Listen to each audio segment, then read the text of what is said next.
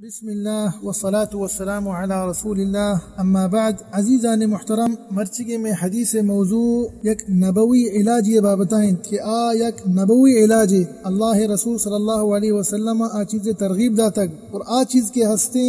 الحب السوداء یا گشگبی وشنتی الشونیز یا نہ وشنتی کلونچی انچو کے صحیح بخاری حدیث اللہ رسول صلی اللہ علیہ وسلم ارشاد فرمائنی فی الحبۃ السوداء شفاء من کل داء الا السام اللہ رسول صلی اللہ علیہ وسلم اے جو سیاہیں دانا کے ہستے شونیز گشگ بھی او کلونچی شے گشگ بھی اسے متعلق اللہ رسول صلی اللہ علیہ وسلم ارشاد فرمائنی کہ ای ہر یک بیماری کے ہستے ای دنیا تہا ای آئی واسطہ ایک شفا ہے، لیکن اشیا چی پیماما استعمال بکنے، اشیا چنچو مقدار استعمال بکنے، اشیا بہتر و شتر ڈاکٹر و حکیم زانا لاتے آثارن تہا اتکل آتے وشان کے 5 دانک بیزی لاتے وشی 7 دانک بیزی ایم سار تو پر بچو پو قطع بینگا اشکا مثال طور پر لاتے گوشی شنگو آپ گوما بوار لاتے گوشی زمزم آپ گوما بوار لاتے گوشی شان بینگ گوما بوار برحال اشانہ بہتر و شتر حکیم و ڈاکٹر زانا، لیکن پیغمبر صلی اللہ علیہ وسلم گوشتا دنیا تہا ہر چوڑی بیماری ہستے اے سیائیں